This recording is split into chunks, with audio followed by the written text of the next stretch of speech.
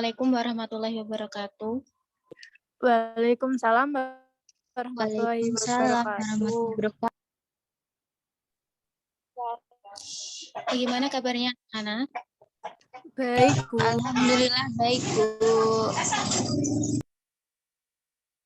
Kalau baik, sebelumnya Ibu akan presensi dulu ya. Yang pertama, Ersalwa hadir. Hadir, Bu. Hadir. Kemudian Syarifah hadir.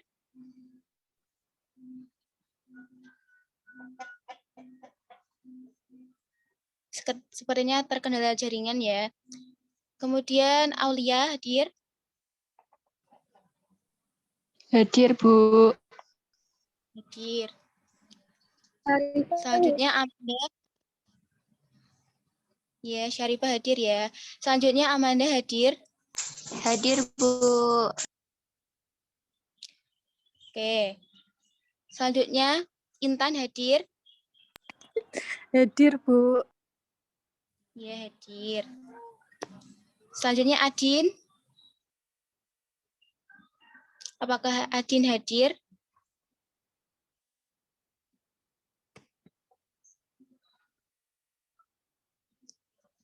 Sepertinya terkendala ya. Oke anak-anak, sebelum kita memulai pembelajaran kita pada hari ini, alangkah lebih baiknya kita berdoa terlebih dahulu.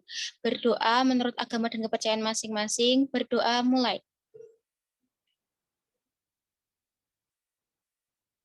Berdoa selesai. Ya, kita jauh lebih semangat. Bagaimana kalau kita melakukan tepuk siap belajar? Kalian tahu belum bagaimana tepuk siap belajar? Ibu contohkan ya. Kalau Kasya belajar tepuk tangan. Kalau Kasya belajar tepuk tangan. Kalau Kasya belajar, mari kita lakukan. Kalau Kasya belajar tepuk tangan. Kalau Kasya belajar bilang siap, siap. Kalau Kasya belajar bilang siap, siap. Kalau Kasya belajar, mari kita lakukan. Kalau Kasya belajar bilang siap, siap. Nah, anak-anak itu tepuk siap belajar. Sekarang mari kita lakukan bersama-sama ya. Ibu hitung 1 sampai 3. 1, 2, 3. Kalau Kasya belajar tepuk tangan. Kalau Kasya belajar tepuk tangan. Kalau Kasya belajar, mari kita lakukan. Kalau Kasya belajar tepuk tangan. Kalau Kasya belajar bilang siap, siap. Kalau Kasya belajar bilang siap, siap. Kalau Kasya belajar, mari kita lakukan. Kalau Kasya belajar bilang siap, siap. Nah, itu dia tepuk siap belajar. Bagaimana anak? Sudah mulai semangat belum? Supaya kita jauh lebih semangat lagi, gimana kalau kita nyanyi lagu Garuda Pancasila?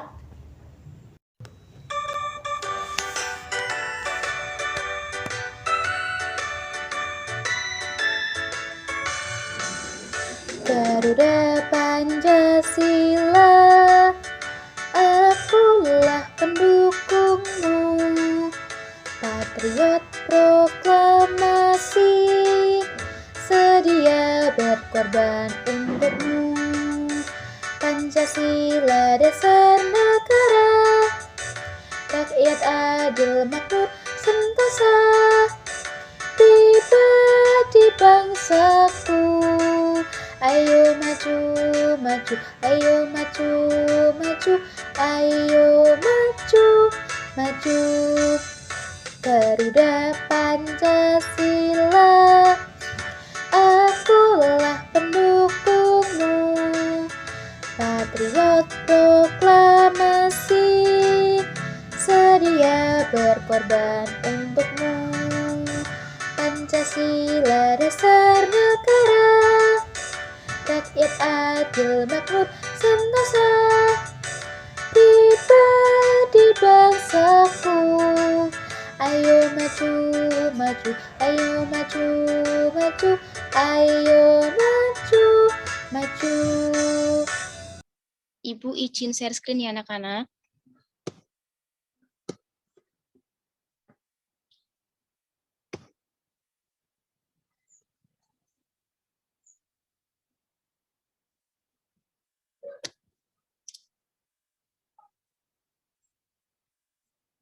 Nah, anak-anak, hari ini kita belajar tentang tema 7, kepemimpinan, subtema 1, pemimpin di sekitarku, pembelajaran 3.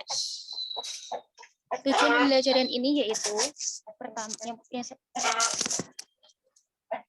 yang pertama, melalui kegiatan berdiskusi, siswa mampu mengidentifikasi nilai-nilai ketuhanan dalam kehidupan dengan benar. Yang kedua, melalui kegiatan pengamatan, siswa mampu mengidentifikasi peran Indonesia di ASEAN dalam bidang ekonomi dengan benar. Yang ketiga, melalui diskusi, siswa mampu mengidentifikasi unsur-unsur pokok dalam pidato dengan benar. Pemimpin yang baik akan memperhatikan kepentingan seluruh anggota yang dipimpinnya. Pemimpin yang baik juga akan selalu mengajak anggotanya berbuat baik. Siapa di antara kalian yang pernah jadi pemimpin? Misalnya menjadi ketua kelas, ketua regu, dan ketua kelompok? Ada yang pernah jadi ketua kelompok?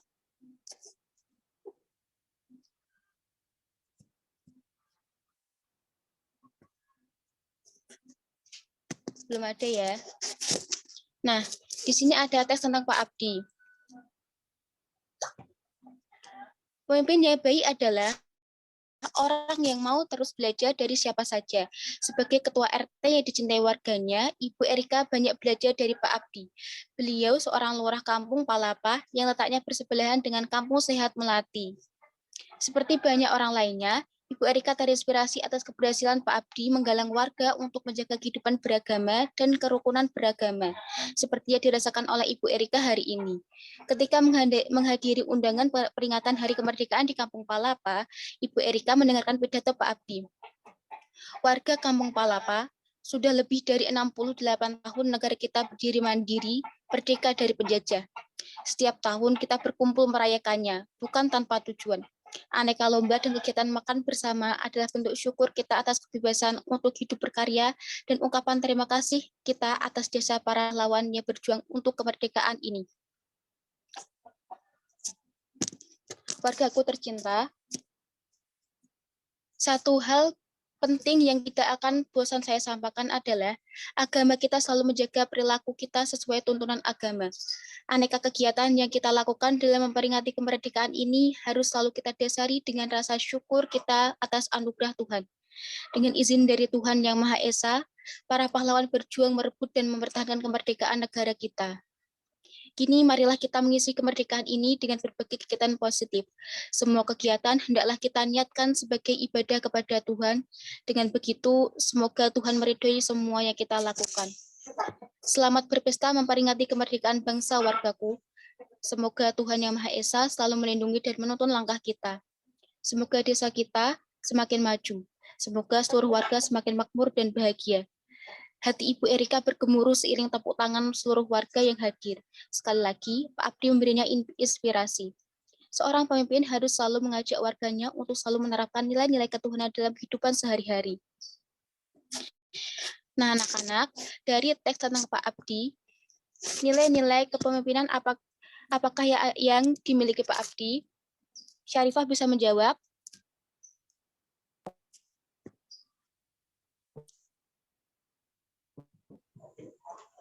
Nilai kepemimpinan yang dimiliki Pak Abdi yaitu pertama, ia selalu menjaga persatuan, jaga kerukunan beragama, dan berlaku sesuai dengan agama. Baik, jawabannya benar ya. Kemudian pertanyaan yang kedua, manfaat apa yang diperoleh penduduk dari program atau kegiatan Pak Abdi? Siapa yang bisa menjawab? Saya, Bu. Manfaat Baik, coba jawab pertanyaan.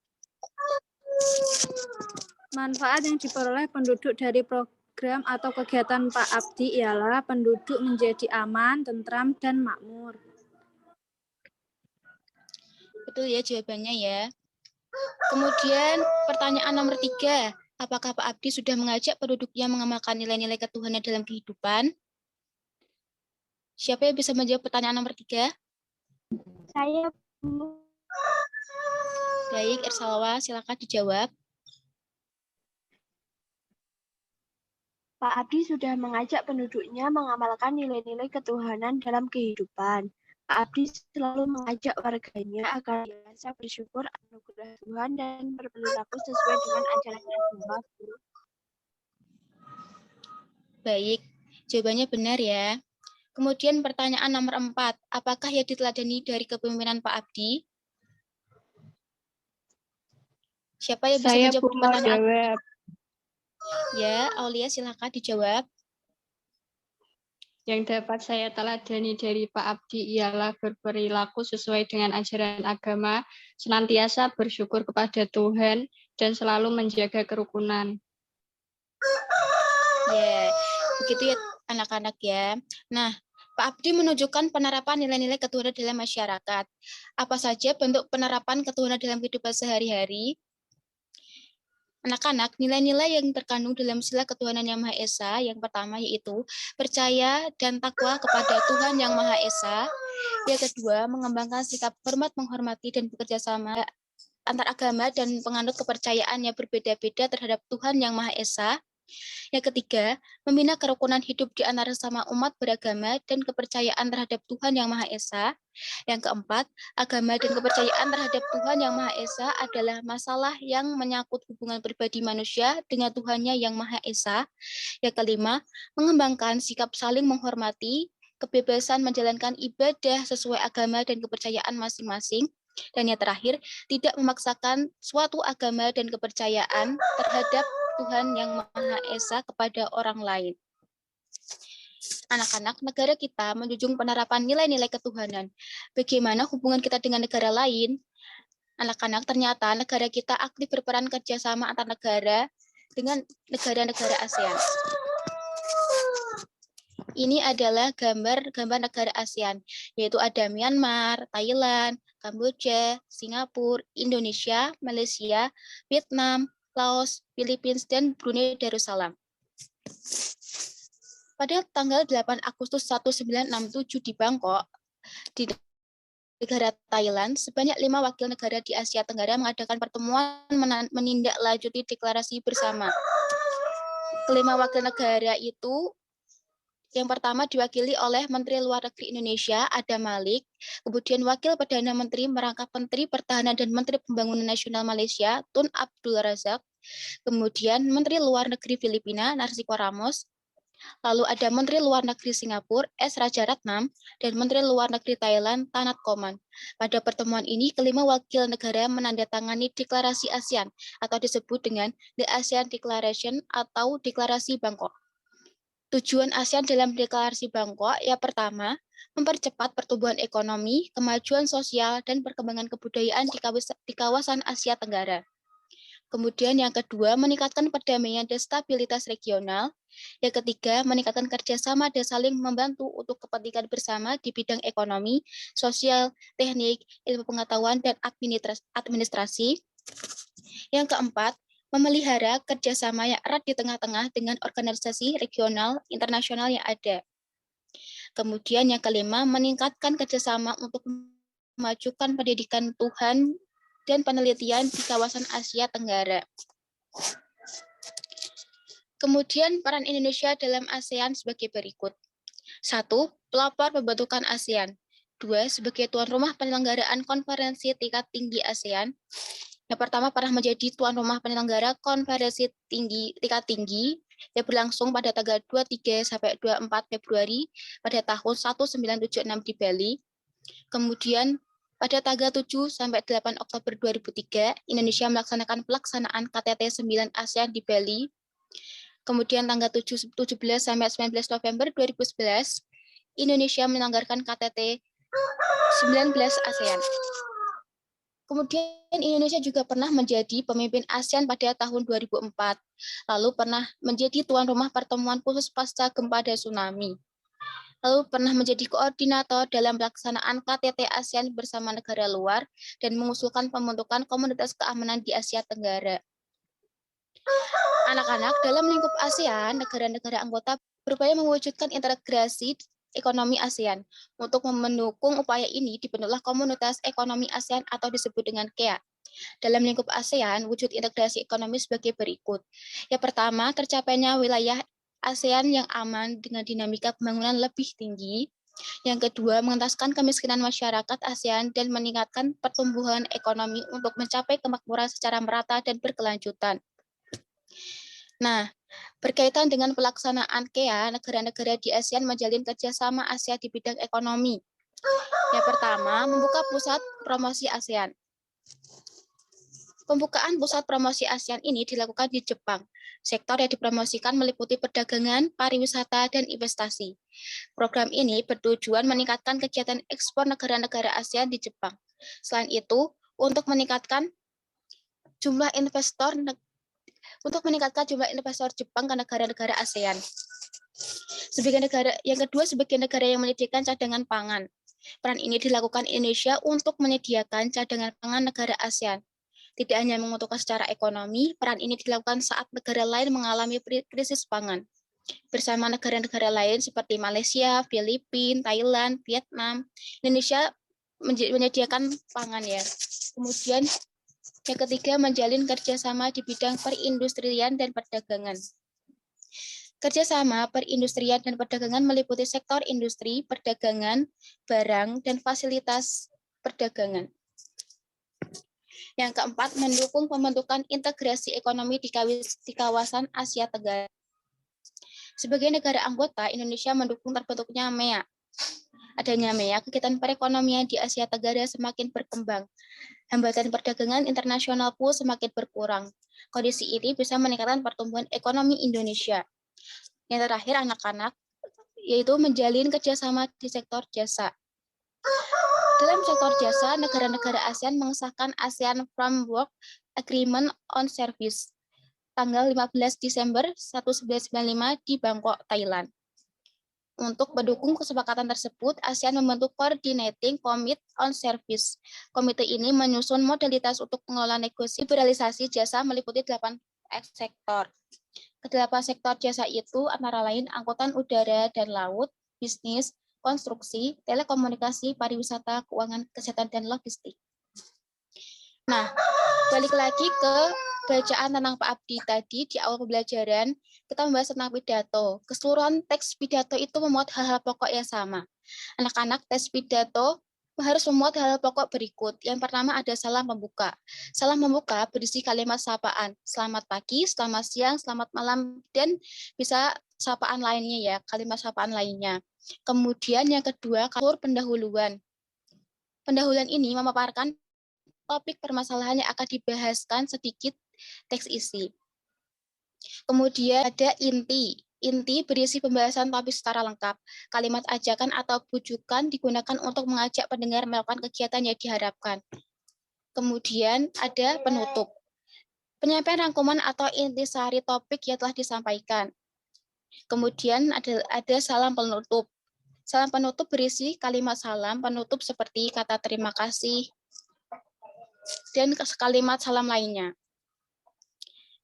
Nah, anak-anak, setelah ini ada tugas untuk kalian. Yang pertama, ada identifikasi unsur-unsur pokok pada pidato dalam bacaan Pak Abdi. Tuliskan unsur-unsur seperti salam pembuka, pendahuluan, inti, penutup, dan salam penutup dari pidato tersebut. Kemudian tugas yang kedua, menyebutkan nilai-nilai ketuhanan dalam kehidupan sehari-hari. Dan yang ketiga, identifikasi peran Indonesia. Tugasnya seperti ini ya, anak-anak. Yang pertama, tugas pertama ada teks tentang Pak Abdi. Kemudian, kalian mengidentifikasi unsur-unsur pokok pada pidato dalam bacaan Pak Abdi. Tuliskan unsur-unsur seperti salam pembuka, pendahuluan, inti penutup, dan salam penutup dari pidato tersebut. Kemudian, buatlah teks pidato hasil karya sendiri. Kemudian, jangan lupa untuk kesimpulannya dilengkapi anak-anak. Di situ kan ada kalimat rumpang, kalian bisa melengkapi. Lalu, jawab soal di bawah kesimpulan ya. Bagaimana contoh kalimat pendahuluan pada pidato? Nah, kalian bisa menulis contoh-contohnya ya. Kemudian yang kedua ada tugas tentang nilai-nilai ketuhanan di kehidupan sehari-hari.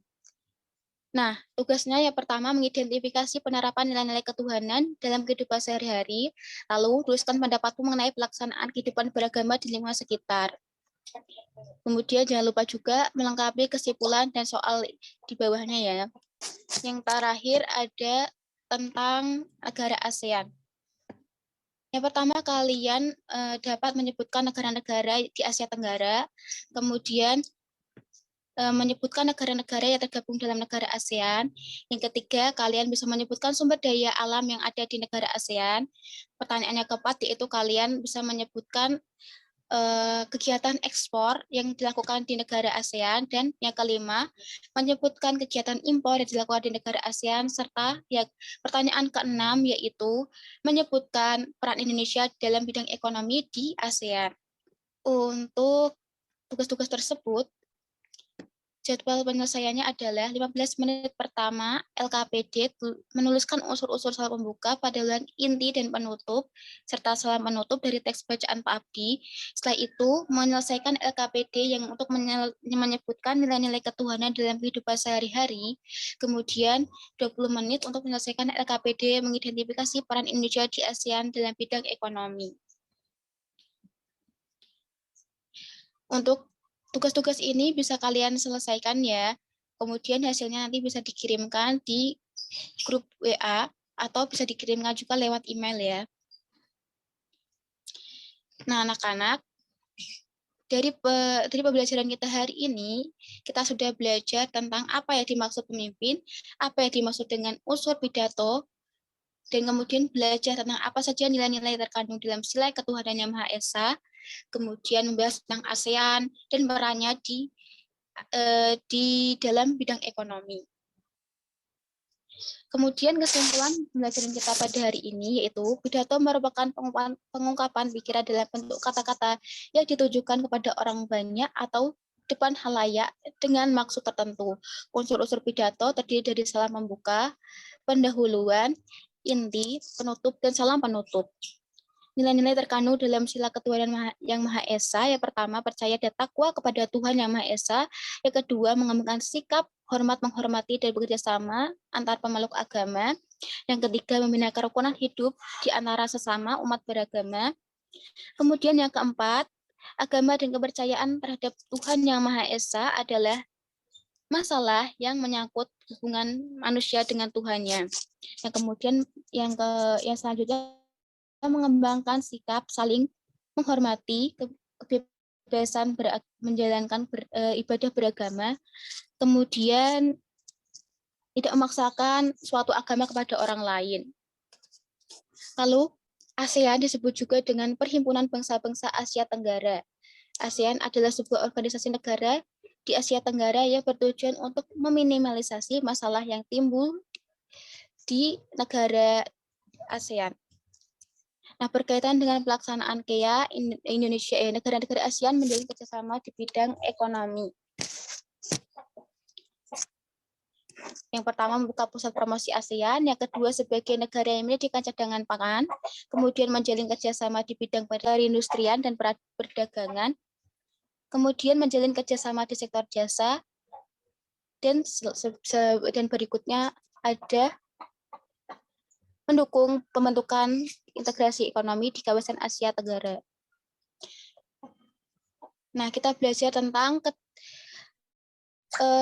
unsur-unsur pidato, terus nilai ketuhanan dalam kehidupan sehari-hari, kemudian peran Indonesia di ASEAN dalam bidang ekonomi. Nah, dari kegiatan pembelajaran kita pada hari ini, menurut kalian apakah ada bagian yang menarik untuk kalian?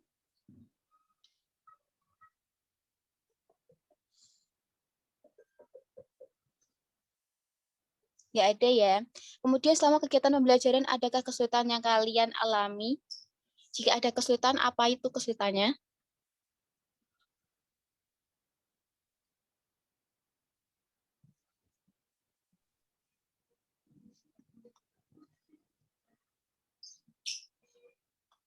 Nggak ada ya. Nah, untuk pembelajaran kita hari ini cukup ya anak-anak. Mungkin kita bisa membahas lagi di pertemuan berikutnya. Kita membahas lagi yang kita pelajari hari ini sekilas-kilas. Nah, sebelum kita mengakhiri belajar kita pada hari ini, Ibu ingatkan untuk kepada kalian untuk rajin belajar dan jangan lupa untuk mengerjakan tugas-tugas yang sudah Ibu berikan tadi ya. Sebelum kita mengakhiri pembelajaran kita pada hari ini, berdoa menurut agama dan kepercayaan masing-masing, berdoa mulai. Berdoa selesai. Ibu akhiri ya. Sampai jumpa di pertemuan selanjutnya. Wassalamualaikum warahmatullahi wabarakatuh. Waalaikumsalam warahmatullahi wabarakatuh.